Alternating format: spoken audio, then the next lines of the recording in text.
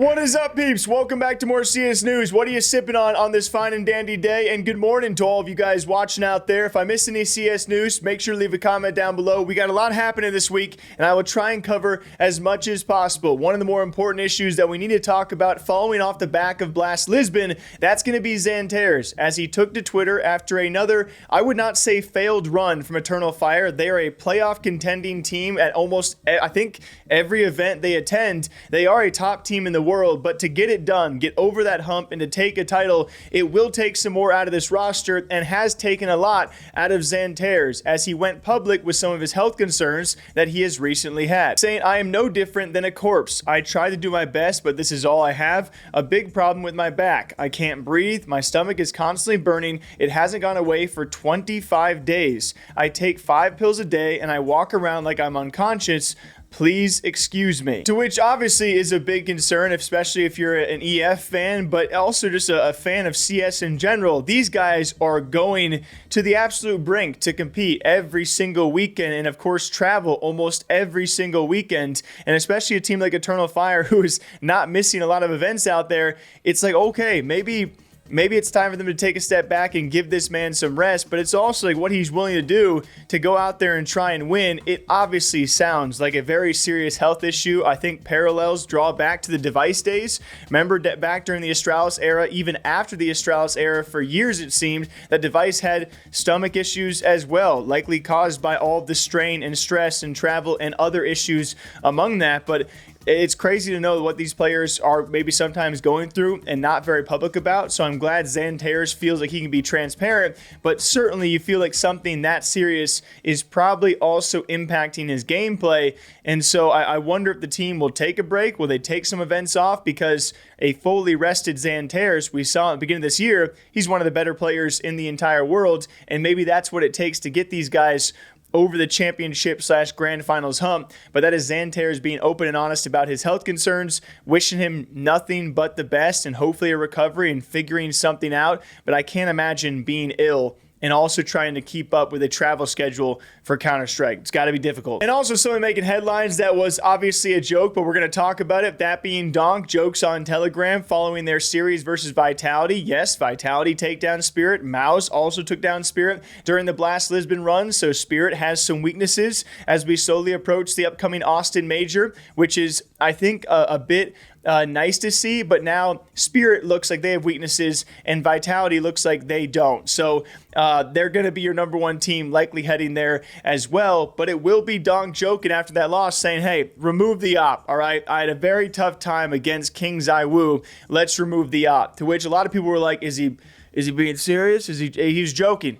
He was obviously joking. Donk's allowed to make jokes too, and the kid can make jokes even in defeat, which you got to love. And can you imagine if they actually, this is not Call of Duty. Do you guys know in the Call of Duty League, they don't even use snipers? Snipers are GA'd. That's a gentleman's agreement by all the players to not use snipers. Can you imagine that in Counter-Strike? It would never happen, all right? Because this is a great game and a great esport, and Donk make great jokes. And welcome to the biggest news of the week, that being the showdown between M80 and Wildcard. This is PGL Astana, the closed qualifiers over there, I believe the semifinals, so not even the finals of the qualifier, but this was set to pretty much unveil which of these NA teams would lock a spot at the Austin Major. And Wildcard, of course, recently signing Stewie. You're thinking, maybe this is the miracle run. We get Stewie back in Texas for another major land, but this time an actual major.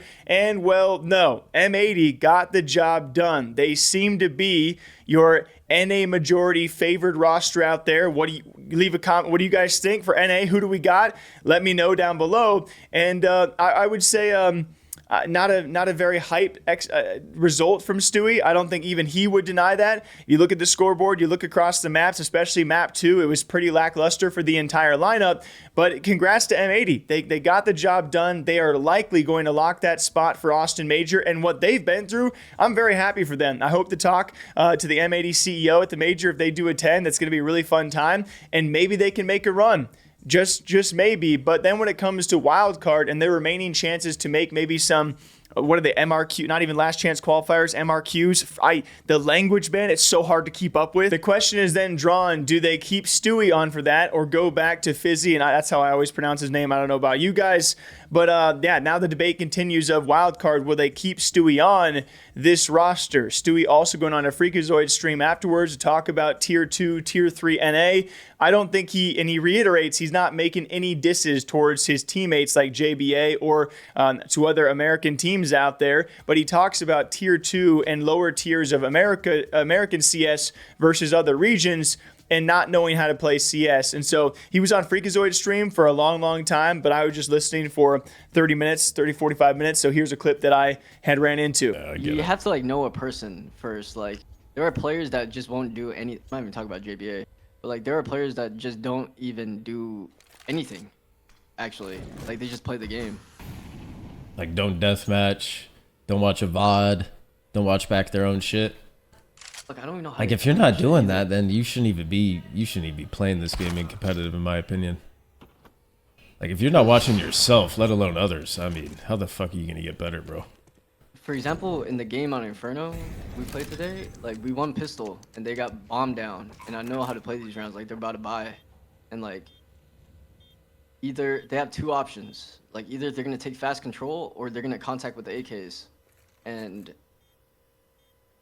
like JBA, he wanted to play halls, and I was telling Stan, I was like, this is a good round where we should be double wrap, like whether it's like in the cubby and one close, like fighting together, or like we can play like in the arch and like moto, and then like eventually double clear mid. And right. I was like, JBA, you gotta play pit to survive, and like we got flashes for you.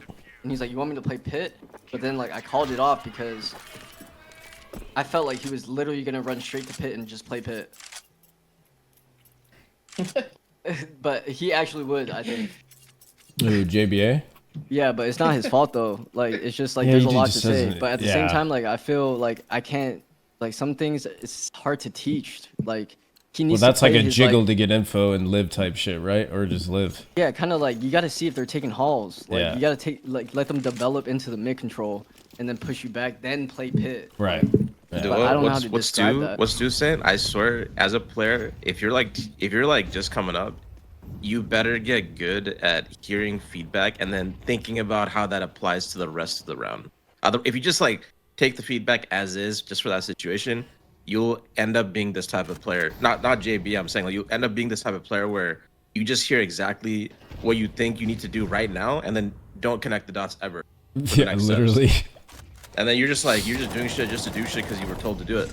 And then you can have like maybe a player like that on the team, you know, you can maybe even have two, but you're not going to be well respected. That's for sure. Yeah. I just know that People will just think you're dumb in how you play Like CS.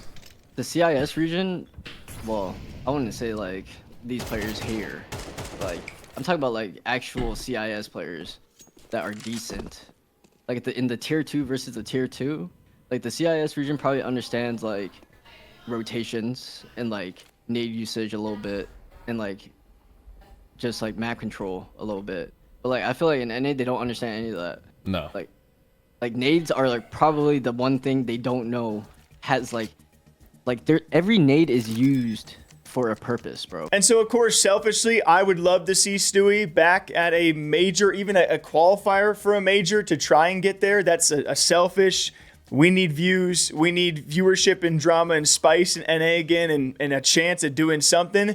But if that's not the best wildcard roster to set forward with, then maybe they'll choose to go back to what they were. And then you got to wonder why they chose this. And it's confusing times in North America right now. So all I can really do is congrats to M80 for getting it done. And we'll see what other NA teams can actually get it done. It's going to be interesting time. I don't know, man. This major, my emotions are just all over the place. But very lastly, I can be very happy for PGL Bucharest because Anders is now set to return as well to the desk and to casting. So that's always an awesome sign to see him. I think he was pretty public about this over the last 6 months or so, you know, talking about maybe wanting to return and who with. So PGL got him back, and that's awesome because Anders makes for some great moments, and I'm sure we're now going to see some great clips from PGL Bucharest, which we will be covering. But until next time, hope you guys all enjoy. Drink up for me, all right? Drink that coffee, water, whatever liquids you guys got. It's going to be a bit of a back and forth week. I'm going to Washington for a secret event, which I'll then tell you guys probably in like a week and a half or so when I possibly can, but have some good interviews coming from that as well. That's all I can say. So I will be back from traveling, and then it's going to be fun as we are slowly getting there, guys. All right? We're already in what month is it? April? That's pretty darn close to June, where I'll be seeing some of you guys over in Austin. So it's next time. Take care. Drink up. Okay, bye-bye.